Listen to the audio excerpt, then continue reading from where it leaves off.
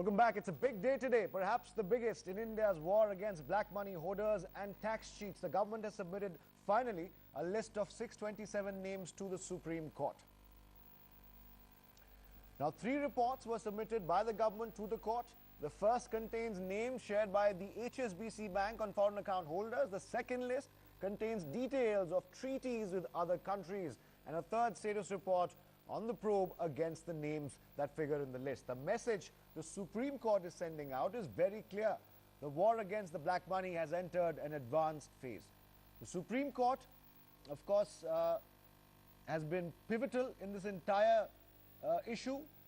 What are the big takeaways today from developments of today? The first big takeaway is the entire list of 627 people is out and now is with the Supreme Court. Essentially, what the second takeaway as well is the sealed envelope now will be opened only by the chairman and the vice chairman of the SIT. Thirdly, the SIT will submit a first status report to the Supreme Court by the 30th of November. The fourth big takeaway, the SIT will take aid of other probe agencies like the Enforcement Directorate to investigate the names that figure on the list. Finally, yet another deadline, this one of March 2015, by when the final assessment of the SIT and that report has to be submitted. All of this, remember, will be monitored by the Supreme Court at every step.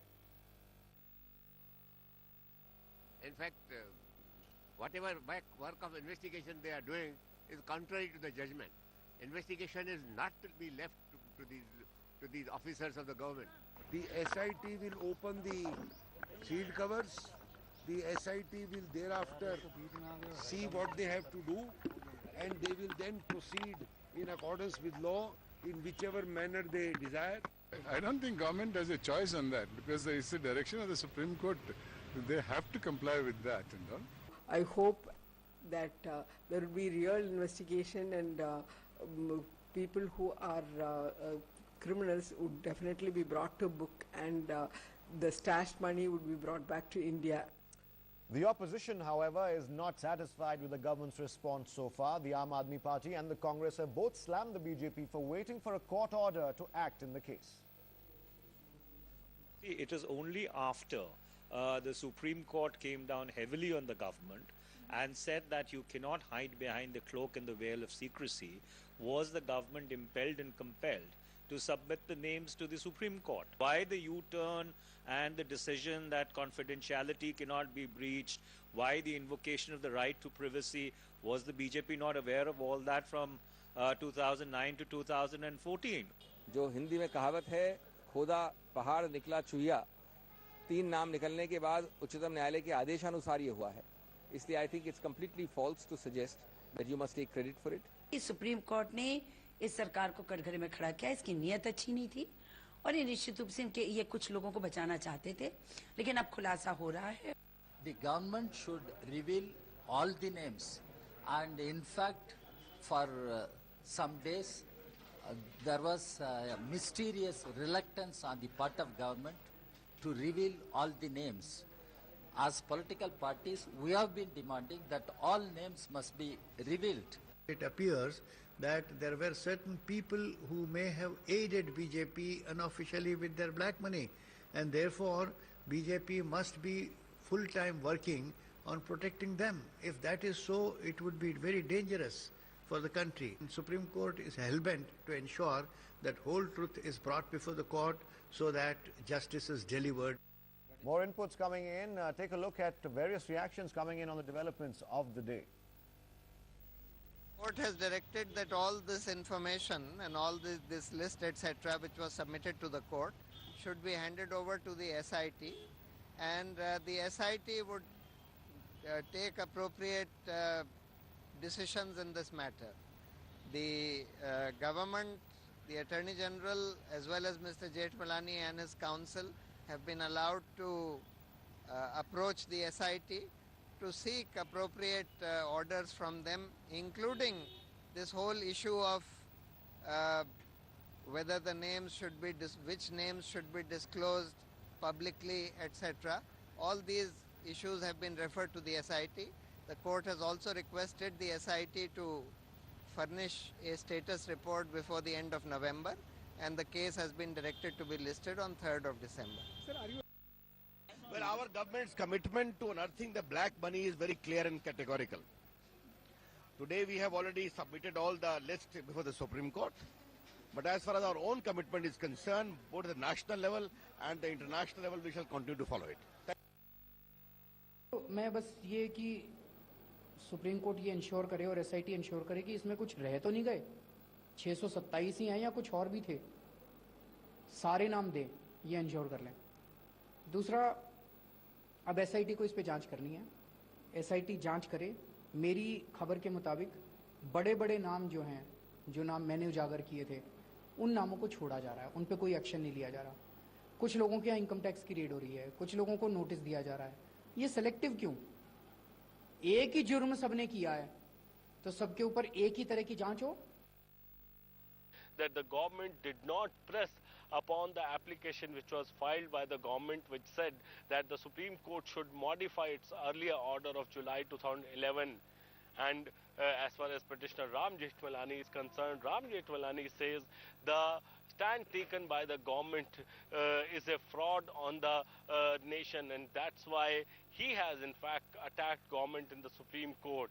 But now we'll have to see how Narendra Modi government deals with this particular issue, which has resulted in major embarrassment for the government, because before the election, Narendra Modi, the PM candidate at that time, he had promised that the names of these black money holders shall be made public. But after he came to the power, we have seen how the government has proceeded in Supreme Court, and this has led to a major embarrassment for the government. This is Sumit Nagpal, News X, Delhi. All right, joining us right now is M.R. Venkatesh, Chartered Accountant, Raghav Chadha, spokesperson of the Aam Aadmi Party, R.M. Sundaram, senior lawyer, as well as Jaiveer Shergill, spokesperson of the Congress Party. We're also being joined, in fact, in just a moment by R.S. Sodhi, former Chief Justice, Delhi High Court. And in just a moment, there'll be other guests as well. I'll introduce them as and when they join us. I'll start with you, M.R. Venkatesh, if I could, straight away. The day's developments, if you look at it, would you grudgingly at least concede that a step forward has been taken, this business of selectivism and this whole entire nexus of politicians controlling really what name goes in, what doesn't? The entire list has been submitted. Is that a grudging, in fact, approval that one step forward has been taken? Yeah, I would say it's definitely a step forward, but I would have my own reservations because I have, even at this point in time, 6:10 p.m. on this lovely evening, we don't have the answers to the following questions. Has the government given details to SIT on 27/6? We don't know for sure. If so, why the government has not given any pressure then? Why did it do it silently? If the SIT was given details, why no action by the SIT for the last 120 days? We are 120 That's days. a big question. Yeah. That's a huge question. Why no action for the past 120 days? Then if the SIT has it at least informed the Supreme Court that I got the list? If not, why? Then has it, if the Supreme Court was informed, why did the Supreme Court ask for the list all over from the government today? So that's something that seems to be disconnect. Remember, the SIT is a creature of the Supreme Court. SIT is Supreme Court. Supreme Court is SIT in more ways than one. The opposition, just a minute. Just let me run through the following questions. Then, if this is all true, if this is true, and government had given an affidavit to the list to the SIT, why file an affidavit in the Supreme Court a fortnight back saying that this is all covered under DTAA and we can't give away evidence? The explanation is something I want to talk about. The government's explanation. One minute, let me complete. Then the government takes a U-turn and gives 3 names out of the 600 odd names that is in its possession. Then finally, till date, we have not seen, even in those 3 names, any prosecution by any agency, because all the 3 people are roaming, as if I think you've set up the debate perfectly. Exactly. Mr. Venkatesh, you've set up the debate perfectly. These 10 questions that is haunting me. These are some of the questions that need answers, and we have so far gotten none on this particular issue. Raghav Chadha, the opposition, especially the Aam Aadmi Party, has been crying hoarse that this is no action by the government. They say that Supreme Court, if we hadn't intervened, we wouldn't have even gotten here. What is your issue with the way the government handled it? Why release 3 names in the beginning? Why be selective now and then hand over the entire list? You see, in the past few days, it has become increasingly clear that the stand of the Bharatiya Janata Party to protect the people who have such accounts overseas is absolutely coinciding with the stand of the Congress Party. Bharatiya Janata Party, all of us should remember, is the same now, party. How do you say that? Why do you say that? I would say, yes, because Bharatiya Janata Party was the party that brought about an adjournment motion in the parliament in 2011 against the same affidavit that was filed by the top legal officer of the government in the Supreme Court a couple of days back. That order says that they want an amendment in the 2011 judgment of the Supreme Court. They are claiming that the double tax avoidance agreements do not allow us the to argument share. by the So finance minister was arguments the same. is- We it get looks that. as if it's been drafted by the same person, number one. Number two, the government should answer the following questions. Why did your leaders, your topmost leaders, went about claiming that they will bring back the black money in 100 days? Every citizen of this country will have 20 lakh rupees in their account. Either you come out now and apologize for this mistake, and concede that you were duping the people, or you resign from the government, because you have made certain promises.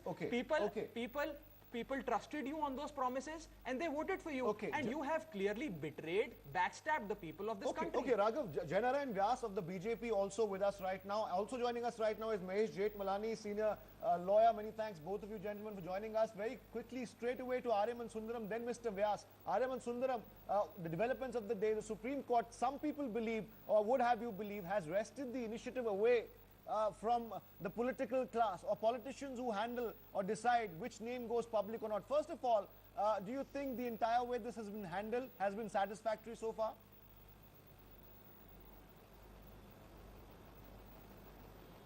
I think what you should really see is the real true implications of what transpired in the court today.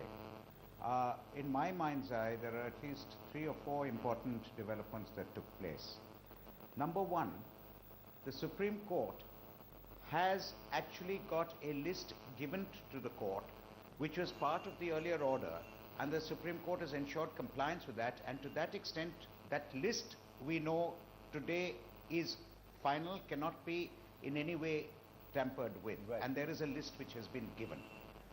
Number two, the Supreme Court has also at the same time paid due deference to the fact that there could be certain treaties, there could be certain legal implications, and before going into all that in greater detail, has made it very clear that at this juncture, the immediate purpose is to have an investigation, not so much as a disclosure of names, but a disclosure of the names to the competent authorities to investigate the matter.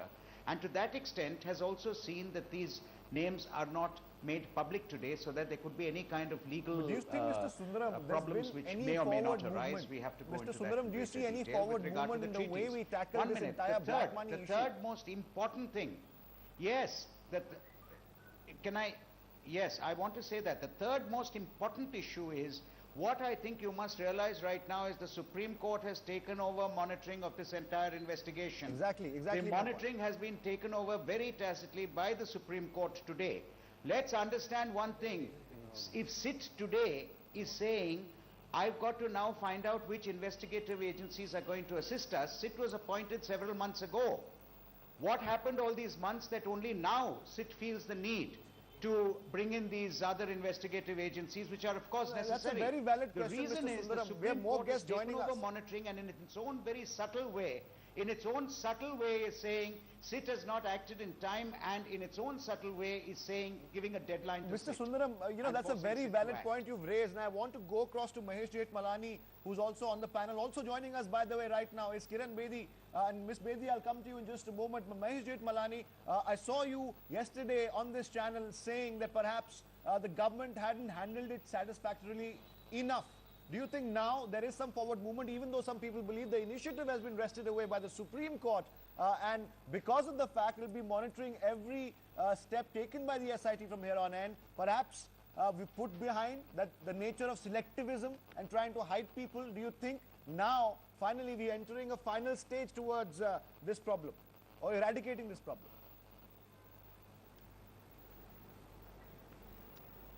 Well, the entire proceedings was nothing but a legal misadventure. I don't know why it was undertaken, and it got the response it deserved from the Supreme Court. But the matter was never really, ever since 2011, the Supreme Court had already decided that this was a fit case for transfer to a special investigating team monitored by it in the light of the conduct of the UPA government. So it is the Supreme Court has not vested any initiative. The initiative was vested in the SIT from 2011. The government tried to, in some misconceived, Yes, go ahead, Mr. Jethmalani, we can hear you.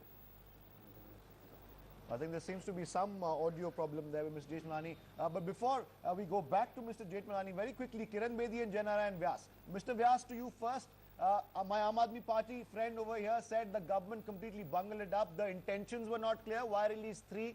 And how would you like to respond to those charges? The government itself is claiming that any forward movement is happening because the government had renewed vigor in the black money investigation.